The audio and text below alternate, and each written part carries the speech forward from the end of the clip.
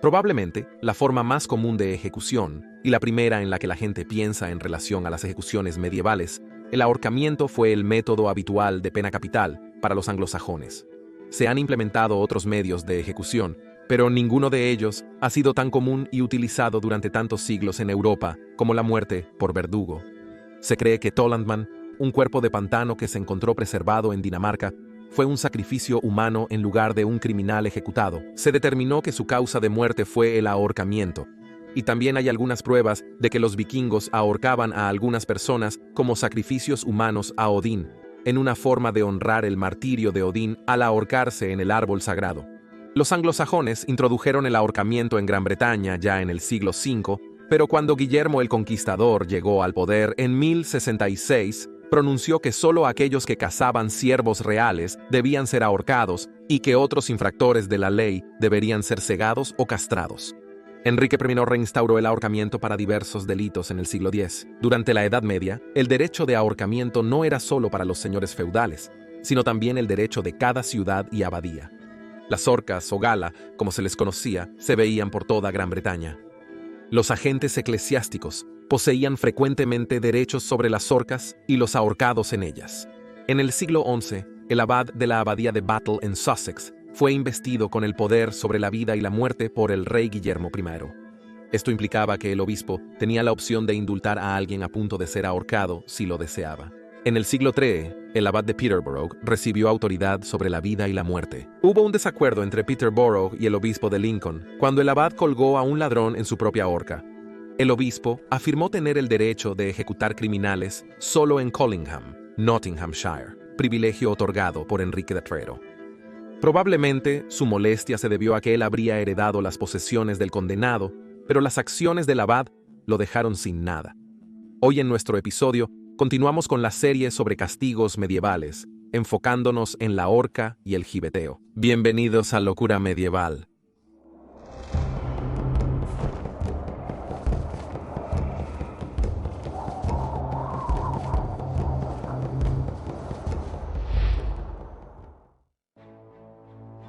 Persecución. Durante el siglo XIII, en el reinado del rey Eduardo I, 280 judíos fueron ahorcados por el delito de recortar monedas en Gran Bretaña. Recortar monedas consistía en raspar pequeñas porciones de metal de ellas. Eventualmente, los recortes se guardaban para fundir y crear nuevas monedas o lingotes. Era un delito castigado con la muerte. A veces se usaba un método de ahorcamiento distinto, donde el delincuente era colgado boca abajo. Esta forma invertida de ejecución se conoció como el castigo judío. Los marinos eran judíos que vivían en la península ibérica de Portugal y España. Se habían convertido al cristianismo por elección o por fuerza, pero aún practicaban los rituales del judaísmo en privado. Durante una purga contra ellos, en 1449, en España, varias personas judías fueron colgadas por los pies. Hay crónicas en Alemania que describen cómo, cito, el judío fue arrastrado al lugar de ejecución entre dos perros locos o mordedores. Después de arrastrarlo, para colgarlo de los pies con una cuerda o cadena en la horca designada entre los perros, y de tal manera invertida, ser ejecutado de la vida a la muerte. Y hay varios de estos casos bárbaros. Por ejemplo, en los siglos XIII al XVII, la víctima era colgada durante varias horas como forma de tortura, pero muchos quedaban en esa posición hasta que estaban muertos. Por supuesto, el rey Eduardo I era notorio por su desprecio por la vida humana. Visitó Exeter después del asesinato del precentor de la catedral, Walter Lichdale. El asesino había escapado, pero fueron el alcalde y el portero de la Puerta Sur los que fueron juzgados. Fueron hallados culpables de negligencia en el deber. Fallaron en cerrar la puerta de la ciudad de noche, permitiendo la fuga del asesino. A los dos hombres se les dio la sentencia más dura, y ambos fueron ahorcados, y parecería que Enrique Hall era igual de cruel. Durante sus 37 años de reinado, eliminó la práctica feudal que permitía a los señores tener sus propios hombres armados para evitar que formaran ejércitos contra él. Hizo ahorcar a unos 72,000 de estos llamados criminales como advertencia. Algunos de los hombres a los que se refería como vagabundos eran veteranos de guerra. Otros eran descendientes de hombres que habían luchado en batallas como Agincourt, Bosworth y Towton. Henry reservaba las decapitaciones para las clases altas. Ahorcamiento. Puede llevar varios minutos para que ocurra la estrangulación. Dependiendo del método que se utilice, los huesos del cuello pueden desplazarse o romperse. El método para calcular la caída no se inventó hasta 1872, que fue una técnica mucho más humana. Es más probable que la caída desde una altura cause la rotura del cuello y muerte instantánea. Aunque dependiendo de la habilidad del verdugo y la posición del nudo de la soga, esto podría causar la decapitación accidental de la cabeza, lo cual no era muy divertido para los testigos. Idealmente, el cuello debería romperse, cortando la columna vertebral, la presión arterial se desploma y la víctima pierde la conciencia, por lo que el prisionero probablemente no sentiría nada, aunque este no fue el caso en la Edad Media. La primera horca era solo un cuello normal, era solo una rama de árbol, donde el condenado sería izado y suspendido o forzado a pararse sobre algo que luego sería retirado. A veces un caballo o uno o más hombres estarían al otro extremo de la cuerda, colgada en una rama de árbol. En ocasiones, se anudaba un corto lazo al árbol y al cuello del prisionero, quien estaba montado en un caballo. El caballo sería alejado de debajo de la víctima y ellos quedarían colgando. Había poca caída en este ahorcamiento, causando que la estrangulación fuera la única causa de muerte. Los músculos del cuello no están diseñados para soportar todo el peso del cuerpo, por lo que la presión de la cuerda en el cuello impide que cualquier sangre entre o salga de la cabeza, porque las arterias carótidas en el cuello que suministran al cerebro se cierran.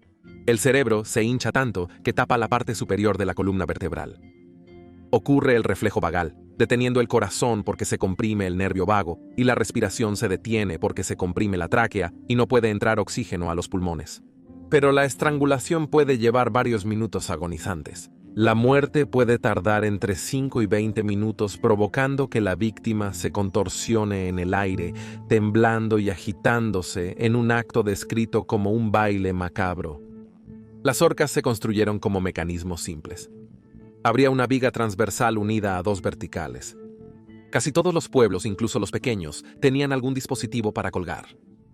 Usualmente se llevaría al criminal a las afueras de la ciudad, ya sea a pie o a caballo, de pie o sentado. Esto se hacía para crear un espectáculo lo más grande posible y disuadir a otros posibles delincuentes. Se les pondría la soga al cuello en la horca y serían estrangulados hasta morir. El lugar de ejecución solía estar en terreno elevado, para que todos pudieran tener una buena vista de la ejecución. Gibetización. Cualquier dispositivo que se utilice para la ejecución pública puede llamarse gibet, ya sea el bloque, la guillotina o la horca.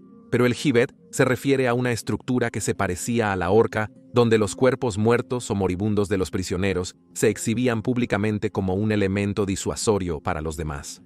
A veces, el gibet se utilizaría para las ejecuciones en sí, ya que el criminal sería dejado allí para morir de sed, hambre o por los elementos. También llamado colgado en cadenas, los cuerpos se dejaban hasta putrefactarse completamente. Para extender su exhibición, algunos se cubrían con alquitrán. Si el método era desmembramiento, se usaba guillotina o horca. Como método disuasorio, el cuerpo se dividía en 4 o 5 partes, que a menudo se exhibían en distintas zonas del país. Durante la revuelta de los campesinos, Ricardo II exigió que los cuerpos fueran colgados en cadenas lejos de la horca en la que murieron, cita, allí para permanecer mientras una pieza pudiera pegarse a otra. Más tarde, las jaulas de hierro tenían forma de cuerpo. Debemos viajar fuera de nuestra línea de tiempo medieval hasta 1537, durante el reinado de Enrique VIII. Enrique VIII era rey francés. Ambos reyes de Francia estuvieron involucrados en la rebelión norteña conocida como Peregrinación de Gracia. Esto fue en protesta a la separación de Enrique de la Iglesia Católica y, posteriormente, la disolución de los monasterios menores. Se pensaba que las políticas de Thomas Cromwell, el principal ministro del rey que supervisó el proyecto, y otras quejas económicas y sociales, también eran responsables del levantamiento. Sir Robert Constable era un miembro de la nobleza Tudor que había ayudado a Enrique VII en la batalla de Blackheath. Sir Robert Aske era un abogado.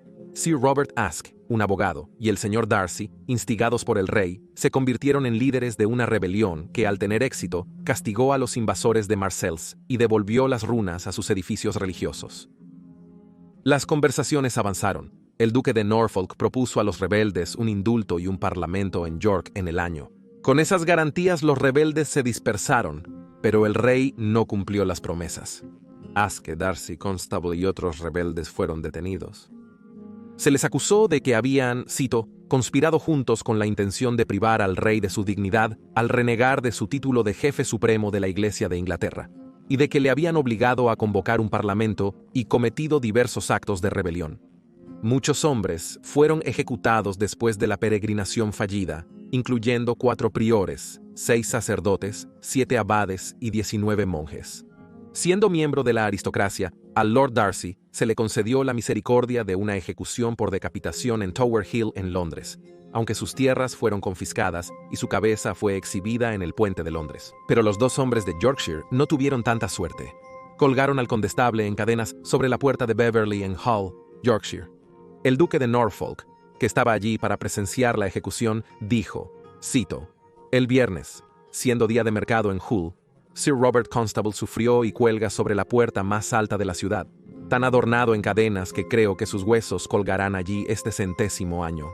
Y el jueves, que será día de mercado, si Dios quiere, estaré en la ejecución de Aske en Hull. Asistiré a la ejecución de Aske en Hull». 6 días después, fue colgado en cadenas en la torre de Clifford del castillo de York. Aquellos ejecutados de esta manera sufrieron una muerte horrible, dejados colgando durante días, hasta que murieron lentamente. A pesar de su impactante naturaleza, las ejecuciones públicas solían ser vistas por cientos de espectadores burlones. Algunos viajarían kilómetros, llevando a la familia para ver un ahorcamiento y disfrutar el día. Gracias por ver este episodio de Locura Medieval. Espero te haya gustado. Por favor, da me gusta, comenta tu opinión y suscríbete para más contenido. Publicamos semanalmente. Saludos.